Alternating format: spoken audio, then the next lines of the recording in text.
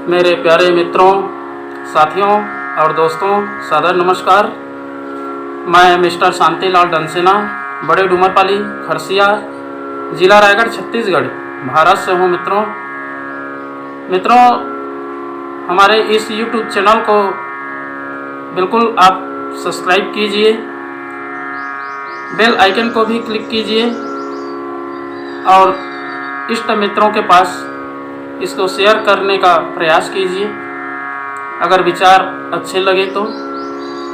और all option का चयन करके हर रोज़ का नोटिफिकेशन सबसे पहले आप उपलब्ध करें। अगर आप हमारे इस YouTube चैनल को पहली बार देख रहे हैं तो सब्सक्राइब करना तो बिल्कुल ना भूलें, लाइक करें। और अगर आप हमारे सभी वीडियो को देखते हैं तो आपको मैं हृदय से धन्यवाद देता हूं और सादर आपको मैं प्रणाम करता हूं। मित्रों, उतना ही बोलिए जो उचित है, जो आवश्यक है।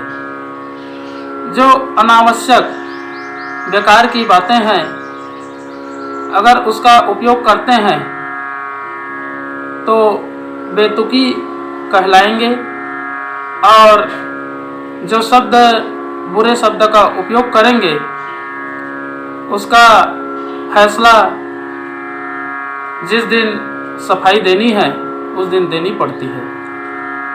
तो मित्रों, जितना आवश्यक है और जो उचित है, जो व्यक्ति के व्यक्तित्व का परिष्कार करता है, ऐसे शब्दों का उपयोग करें तो जीवन धन्य हो सकता है और आगे मार्ग प्रशस्त किया जा सकता है। क्योंकि अच्छे शब्दों का उपयोग करेंगे तो सम्मान मिलेगा, सम्मान मिलेगा तो आपका साहस बढ़ेगा, साहस बढ़ेगा तो आपका कार्य क्षेत्र समुचित ढंग से सही दिशा में अग्रसर होगा। और जब जीवन अच्छे दिशा में अग्रसर होगा तो आपका मान, यश, कीर्ति सब बढ़ेगा जो जीवन में उपयोगी है। तो स्मरण करना चाहिए और कम से कम बोलना चाहिए। जो शब्द सटीक हो, उचित हो, आवश्यक हो, ऐसे शब्दों का उपयोग करना चाहिए। और लोगों की भावनाओं को ठेस पहुंचाने के लिए गलत शब्दों का उपयोग नहीं करना चाहिए, जिससे कि व्यक्ति आत्मविश्वास खो बैठे तो वो कहाँ से उचित कहलाएगा। मित्रों, शब्द विश्व ब्रह्मांड में आकाश तत्व में सम्मिलित है। हमारे मस्तिष्क में 72 करोड़ न्यूनस हैं। अगर आप एक न्यूनस को भी प्रस्फुटित करते हैं तो जीवन कायाकल्प हो जाता है। मस्तिष्क जो है सद्विचारों का केंद्र है। इसमें कोई भी प्रकार के दुर्भावनाएं प्रवेश न कर पाएं, इसके लिए सतत प्रयास करें। शुभ विचार, शुभ चिंतन, शुभ कर्म का आचरण करें तो जीवन में सफलता निश्चित रूप से मिलती है। और आदमी केवल बोल करके ही अपने जो परम उद्देश्य है उसको प्राप्त कर सकता है। बोलने की शक्ति अपरिमित है, क्योंकि शब्द श्रृंखला अनंत है और इसी शब्दों के अंदर में रह करके अपनी भावना को, अपने विचार को व्यक्त किया जाता है। स्थिति परिस्थिति का उन्मूलन करने के लिए एक व्यवहार ही सर्वश्रेष्ठ उपाय है।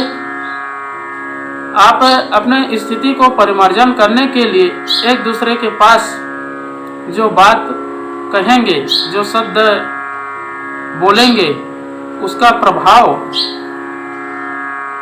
आंशिक रूप में या अत्यधिक रूप में निश्चित रूप से पड़ता है। अगर आप सही काम या सही शब्दों का उच्चारण करते हैं तो आपका सम्मान को कोई रोक नहीं सकता, क्योंकि मस्तिष्क का जो है सद्विचारों का केंद्र है। इसमें हर प्रकार के ज्ञान सद्भाव उपजते हैं और श्रेष्ठ कार्य करने के लिए प्रेरणा देते हैं। तो मित्रों, इन सब चीज़ों का संशोधन करने के लिए सर्वश्रेष्ठ उपाय है जो है गायत्री महामंत्र। अगर आप गायत्री महामंत्र का उच्चारण करते हैं तो जीवन रूपी जो समय अनमोल मिला है उसका बहुत ही अच्छा ढंग से आप उपयोग कर रहे हैं और सदुपयोग भी कर रहे हैं। तो अंतः ऊर्जा जागरण के लिए गायत्री महामंत्र का और साथ ही साथ महामृत्युंजय महामंत्र का उच्चारण तो करते ही बनता है। स्थिति परिस्थिति सब अपनी जगह होती है। सब स्थिति और सब परिस्थिति में भी रह करके आप इसका उच्चारण करते हैं तो सफलता निश्चित रूप से प्राप्त होगी। तो आइए मित्रों, एक एक बार गायत्री मंत्र और महामृत्युंजय मंत्र का उच्चारण मेरे साथ साथ में करने का प्रयास करेंगे। ओम भूर्भुवः स्वः तत्सवितुर्वरेण्यं भर्गो देवस्य धीमहि धियो यो नः प्रचोदयात्। उस प्राण स्वरूप, दुखनाशक, सुख स्वरूप, श्रेष्ठ, तेजस्वी, पापनाशक, देव स्वरूप परमात्मा को हम अपनी अंतरात्मा में धारण करें। वह परमात्मा हमारी बुद्धि को सत मार्ग की ओर प्रेरित करे। ओम हौम जूम सः ओम भूर्भुवस्वः ओम त्र्यंबकं यजामहे सुगंधिं पुष्टिवर्धनम् उर्वारुकमिव बन्धनान् मृत्योर्मुक्षीयमामृतात्। ओम स्वः भुवः भुः ओम सः जूं हौं ओम। मृत्युंजय महादेव त्राहि मां शरणागतं जन्म मृत्यु जरा व्याधि पीड़ितं कर्म बंधनाय।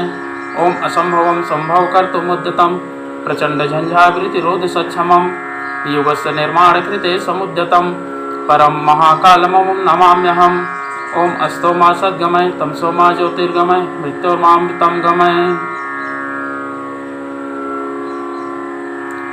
परम पूज्य गुरुदेव वेद मूर्ति तपोनिष्ठ युग दृष्टा पंडित श्री राम शर्मा आचार्य जी, परम स्नेह सलीला परम वंदनीय माता जी भगवती देवी शर्मा जी और गायत्री माता, धरती माता, भारत माता, प्रकृति, पर्यावरण, सूर्यदेव, सविता देवता, महाकाल भगवान, सरस्वती माँ, लक्ष्मी माता, सभी ग्रह नक्षत्र, अखिल विश्व ब्रह्मांड के सभी देवी देवताओं के सूक्ष्म संरक्षण में उपस्थित सभी हमारे प्रिय, आत्मीय, आदरणीय और सम्माननीय देवतुल्य भाइयों, देवी स्वरूपा माताओं बहनों, मेरा सादर प्रणाम।